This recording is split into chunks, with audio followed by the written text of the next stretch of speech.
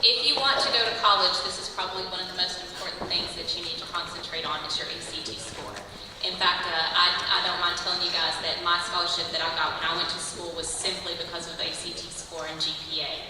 So it's good to have, the community service, it's good to have the clubs, it's good to have all of that, but if you don't have the ACT score to go with it, it's going to hurt your chances of getting a scholarship. So pay attention and try to think about what we say here. The first thing I want to tell you about the science portion of the ACT is you're going to be tired. Usually it's the last portion of the test, and it's designed where most people can't finish it. So I don't want you to feel like you're not intelligent if you can't complete the test. It is designed that way. So that's one of the ways that they kind of filter people out is not everyone can finish the test. So what you need is to have strategies so that you can get the easiest questions correct. So that's some of the things we're going to talk about that today. In addition to that, you're going to open up the science portion of your test. You're going to look at the questions and you're going to say, oh my goodness, I never learned this in my science classes in high school. That is also intentional.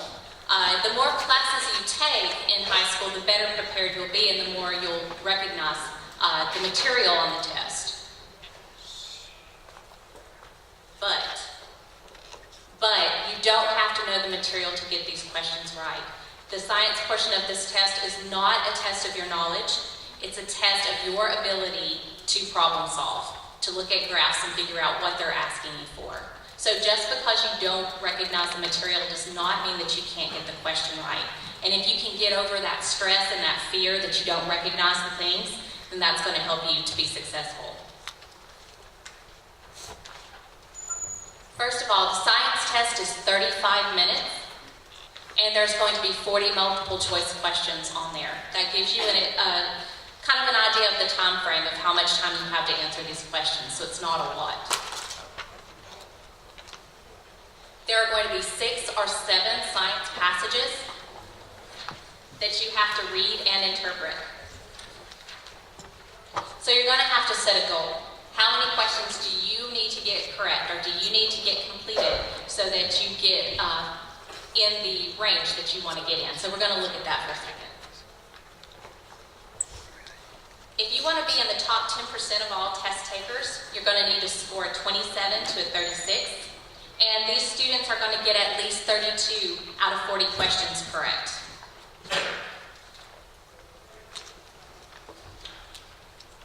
If your goal is to be in the top 25% of all test takers, you're going to need to score between a 24 and a 26. And these students get 26 to 31 questions correct out of 40. I'm going to move this.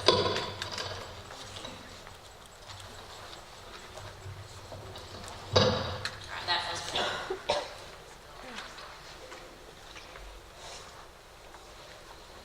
If you want to be an above average test taker, you want to score between 21 and 25. These students get 21 to 25 questions correct out of 40. It's important to answer every question within the time allowed for the section. So don't leave anything blank. You're not going to be penalized because you got more wrong answers. In fact, if you accidentally bubble the right question, then that can give you an extra point or two on your ACT score.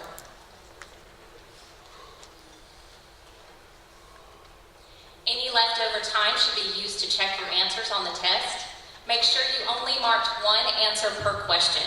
So you want to look back over that. And you are going to be tired because it is the last section of the test. So you're going to be more inclined to make silly mistakes. So you want to check that. Make sure you didn't get off on your bubble sheet. Make sure you didn't bubble more than one question. And be sure that you go and you review your questions if you have time left on the test. This is not the time to nap, even though you're really, really going to want to. Because remember, this is a very important score for your future, so you want to go back and you want to use the extra time you have. One strategy, as far as being a time saver, if you're not the person that's going to read really quickly and get finished, is to finish a double page spread before you mark the questions on your answer sheet. In other words, I would open up my booklet and I would answer the questions on both of those pages, and then when I was finished with that, I would transfer those answers over to the bubble sheet. So what experts have found is that that saves you a little bit of time. Don't be a careless bubbler. There are no calculators permitted on the science test. So because of that, you're going to have to know how to do some simple conversions. For example, 1 kilometer equals 1,000 meters, 1 meter equals 100 centimeters, and 1 meter equals 1,000 millimeters. Now, the way they're going to use this is to try to kind of trick you. And you guys are used to EOC. So if you've been in my EOC class, I would tell you that the test makers, they actually try to trick you. And from what I've seen, it looks to be similar on the ACT. They're going to try to get you to make a careless mistake by feeding you information that is close but not quite right. And this first question that I'm going to show you is a good example of that. Looks like a simple, straightforward graph. The question is, at what altitude did the meteorologist measure an air temperature of 10 degrees Celsius?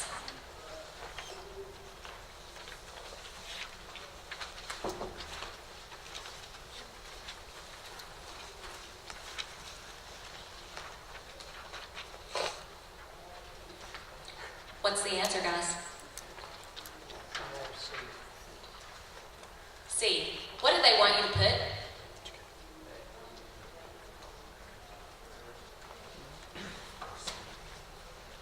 They want you to put D. What? Okay. Very good. Okay. So, 2 things, absolutely. The correct answer is C, 1,400 meters. But when you look at the graph, it's actually measured in kilometers. So there were several ways you could have gone with this. You could have chosen D, like they said in the back, because it was the only one that had a measurement in kilometers. Or you could have gone with A because it's 1.4, which is what the measurement in kilometers would have been.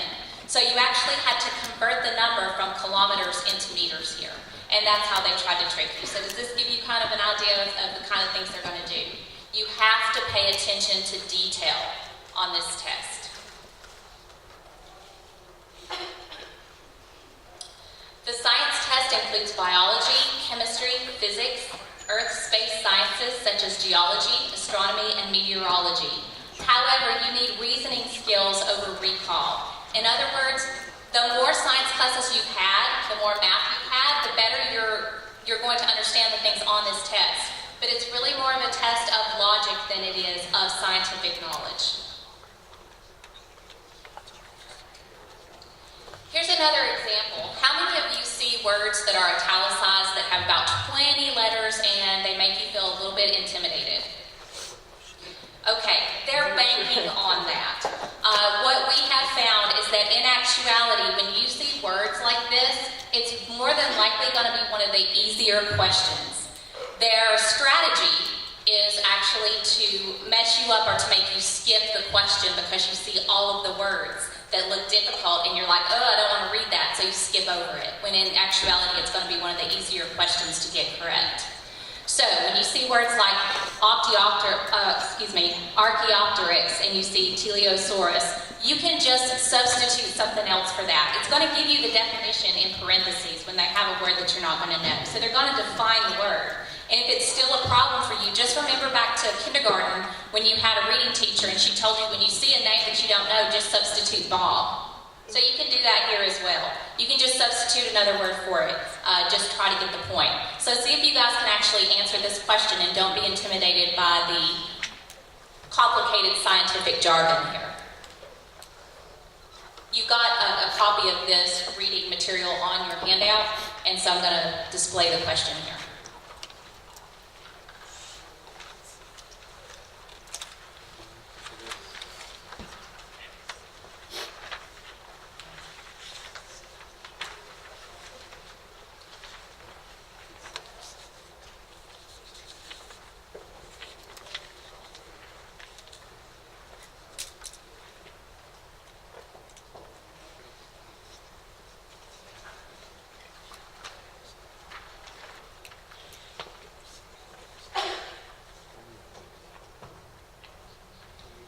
What did you guys get for that one? C, good, you didn't fall for it. Now this is what I think that they planned when they looked at this. You see the words, they look complicated, you think, oh, I don't really want to read that question. You remember from elementary school that dinosaurs are all what? Reptiles. A says definitely a reptile, and you think that must be it, and you go for it. That's the plan. So you have to read it. When you read it, was that question. What did they say about all of them? Well, they're the size of a turkey. That's a pretty easy question once you get past the terminology, so don't let them get you to those questions. There are actually 3 types of passages. There are data representation, which is going to be 30 to 40% of the test. Guys, this is going to be the easiest portion.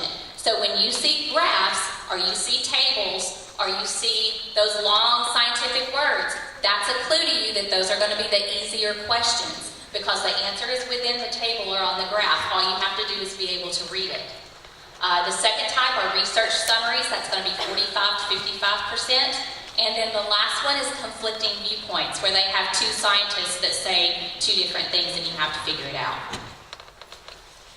Data representation are called graphing passages because you'll see graphs, figures, data tables, flowcharts, and layer diagrams.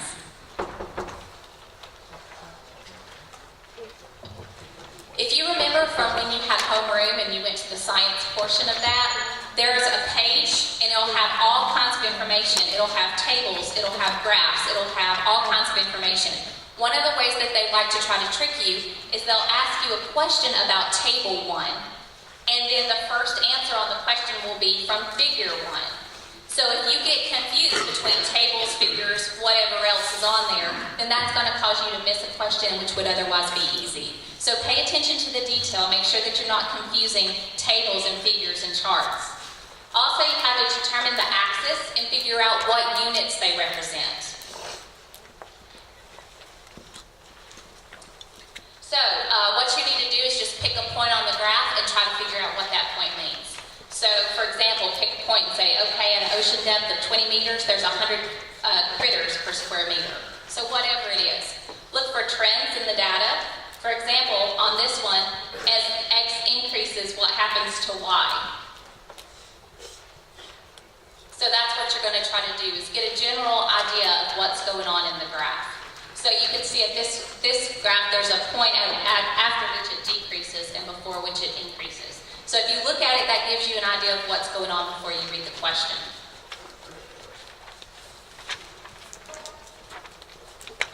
In addition to that, they're going to put some strange-looking graphs on there, like this. And I believe there is a picture of this in your handout. So where is the maximum organism density?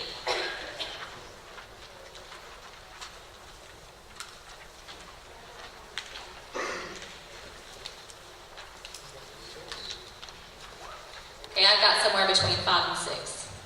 That's what I thought. Also, they're going to put superfluous information on the graphs, on the tables. So look at this one. And this actually asks you, the question here is, at 50 years, which tree in the forest is declining?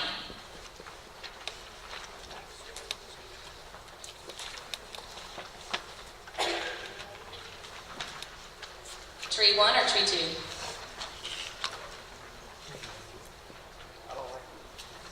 Tree 1. So if you remember back to succession from your biology class, which I know you all do, right?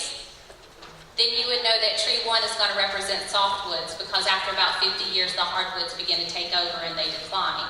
So this is actually information that you did or should have studied in your biology class. But for this purpose, you didn't have to remember that. All you had to do was be able to read the graph.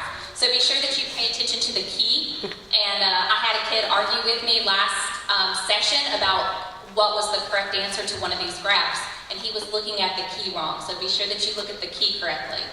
Also, this is something new that you may have never seen before. Notice that there are 3 axes labeled on this particular graph. So you have to find the right one. So look at this graph, which is also on your notes.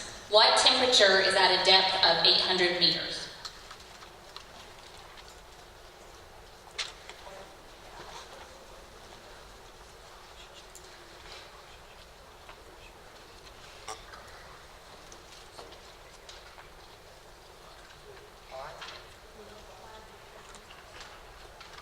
I got between 4 and 5. Is that what you guys got? All right, when you have this kind of graph, which is called a scatter plot graph, you're going to need to either interpolate or extrapolate. So you're going to look for what everything has in common, or you're going to look for what is different about the rest of it.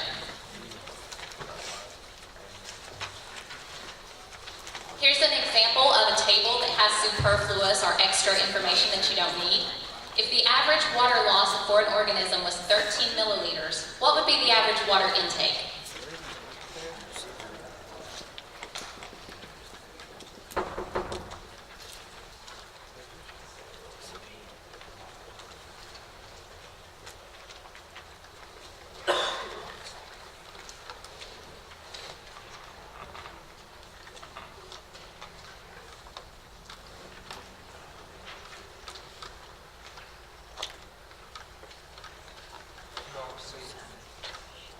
C is correct, C7. Did you guys get it?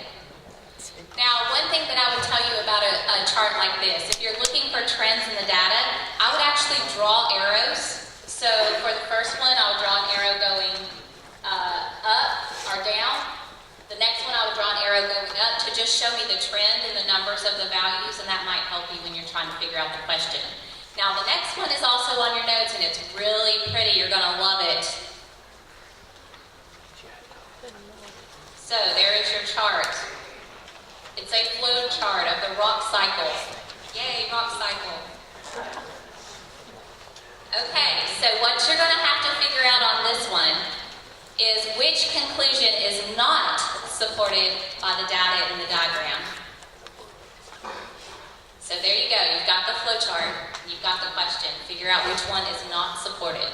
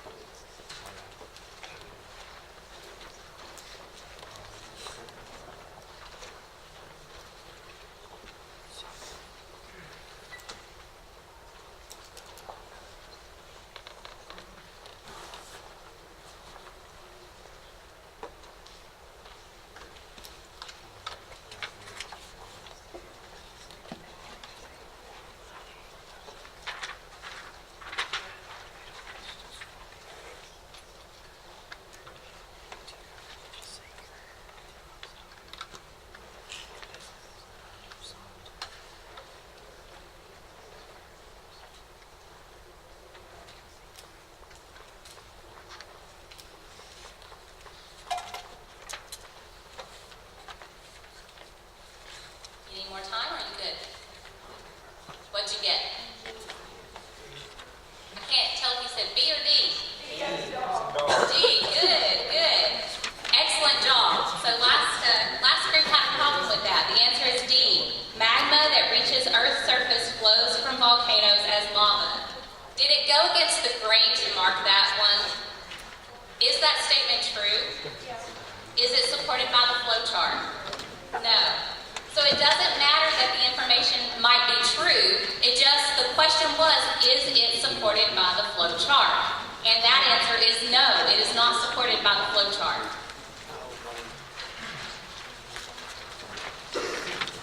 Alrighty, so I already told you about marking kind of the flow of information on the tables if you need to. And now you've got some practice questions. I gave you an extra handout when you came in, and that is figure 1, which you will need for these questions. I'm going to give you 5 minutes to do these practice questions, and then we'll go over them. So once again, the extra handout was figure 1 when you get down to question 18. And your time starts now.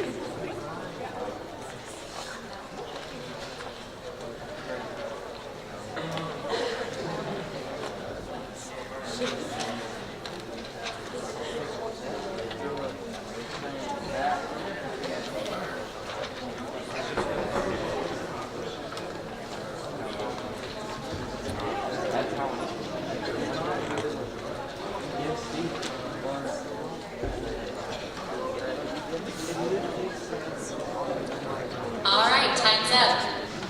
Did everybody get finished? Okay, so if you did not get finished, then that gives you an idea of how you want to handle yourself when the actual test time comes. It is my understanding from Ms. Pettigo that in addition to certain passages being easier than others, of course you want to do these data representation things first, that sometimes the first few questions in each passage are easier than the last one. So don't get hung up on the last question or the last couple of questions in a passage and not have time to go on to the next passage. So, in order for Mr. Wagner to have plenty of time, I'm going to tell you the answers to these. And hopefully you got these right. Number 15 was C. Number 16 is F. Number 17 is B. Number 18 is H. Number 19 is B. And number 20 is J. How'd you do?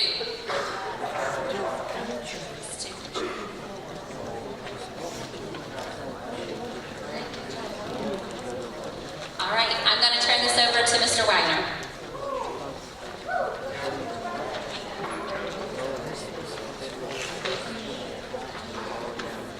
All right, well, I don't know how you guys did, but I missed all of this. No, absolutely not. No, I got it. Actually, I didn't even have the handout for number 20 if I got that one right, so.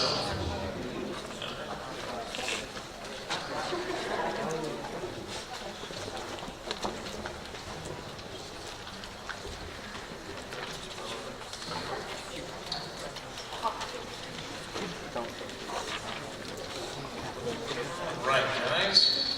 So, I'm going to try to cover two sections with you today. We might only have time for one. Depends on how quickly we go, and since I never get distracted by anything, I get distracted. The first one is going to be research summaries. That's going to be 45 to 55% of your test. So that's half your test right there. Just one. That's an action right there. Thank you. Okay. So back on that first page that you have, that at the top says ATC SLAM 2017 Science Reasoning. If you look down at the bottom, it's got all three of the sections, the data representation, the research summaries, conflicting viewpoints. For the research summaries, which is the section that we're doing right here, that's really going to be differences in procedures. That's the main thing that you're looking at how these different experiments are run, and whether or not it is done so in a logical fashion, whether or not the conclusions that were drawn match up to the procedures that were performed. And then the second one that we're going to do, the conflicting viewpoints, I'm just going to go ahead and point that out while it's here. That one is only going to be about 6 to 8 questions. But odds are if you're going to miss something on this test, it's going to be all 8 of those. Sorry, they're longer, they're harder, they're very difficult. But those are differences in conclusions, really. So you're comparing two different scientists or students or kids on a playground, whatever it is. 2 people have an opinion about one thing that happened, or 3 people or 4, and then they say, I think it happened because of this, I think it happened because of this. And you just